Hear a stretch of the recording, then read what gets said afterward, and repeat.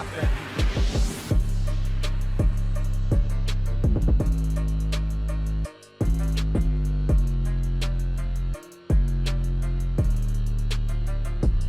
So I finally got around to watching the episode for Boruto, and exactly what you think happens. Sarada is still passed out for some stupid fucking reason, and she almost drowns, but she wakes up and she gets out because of the help with one of the other prisoners that was in the cell along with Boruto and Mitsuki. Boruto, Mitsuki, and Kokiri are trying to escape the prison, but they have no idea what's going on with Sarada. They haven't gotten a signal from her, so they just go ahead and they try to make a run for it as soon as they possibly can. They go out, they try to go towards the tank that was supposed to be full with water, and once they get there, after having to fight with Benga, the warden's summoning hound, they see that the tank isn't full of water, so they try to go towards where they can escape out towards where there's a bunch of water, but they can't because there's a barrier. There's a bunch of seal tags, there's a barrier, they can't get past, obviously, because of the celestial, like jutsu thing, seal, that is, you know, keeping them at bay. Well, not Boruto and Mitsuki, but Kokiri, and he's the main focus of the reason why they're trying to get the fuck out of there. You know, the warden, Benga, he ends up catching up with them. They have a little bit of a kerfuffle. I like using that word, kerfuffle. They end up having a fight. Of course, the warden is still using his summoning hound. He's doing most of the work. Looks very similar to one of Pain's summons, which I thought was...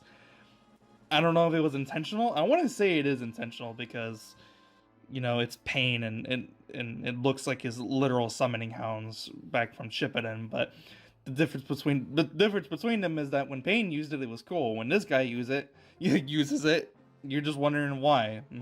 Like, did they just use a similar model? Like, I mean, that's not bad, and, you know, I'm not really blaming the artist for that or anything. It's just like, it was cooler when Pain did it because Pain was actually an interesting and fun villain to watch, and you liked hating him. This fucking warden, you don't like watching him because he's, you know, generic and boring. So, you know, he ends up, you know, losing out the Boruto, Sarada, and Mitsuki because they're able to get the celestial prison off of Kokiri, and they're able to try to, you know, then wait for the food supply boat so they can get off the fucking island and eventually get back to the Leaf Village, which was their plan. Benga, the fucking moron, then goes to where Tsukio was, you know, held at, and he's supposed to be like the actual big bad guy, and he releases him and he gets rid of the seal off of him.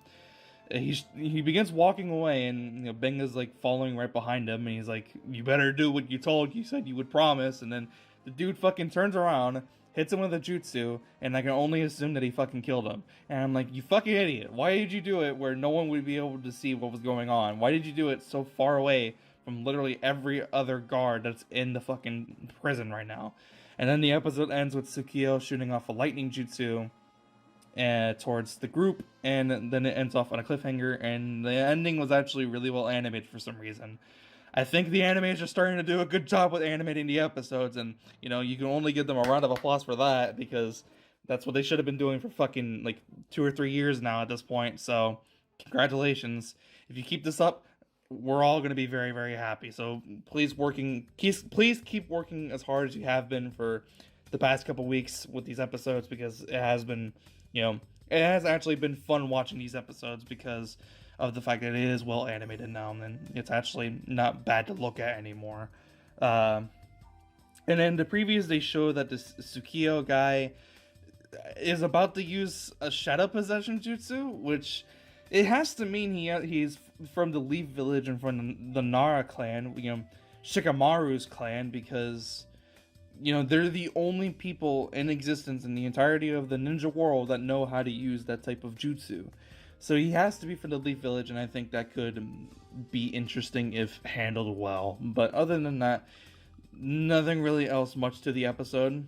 It was well done for what it was worth, you know, for what it did, but not really suspenseful, and there wasn't really a whole lot of interesting fighting going on. But it was well animated, so, you know, you got to give props where it needs to be at. So if the animators can keep working hard in that aspect, I'm going to be really happy about that.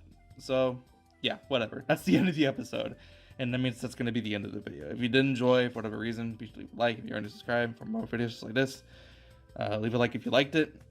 I thought the episode was okay. You know, it wasn't bad, but it wasn't great either. It did what it did, and it did it in the best way that it possibly could. It was, you know, well animated. That's all I can really say about it. I'll see you guys next one. Have a fantastic day. I'm out.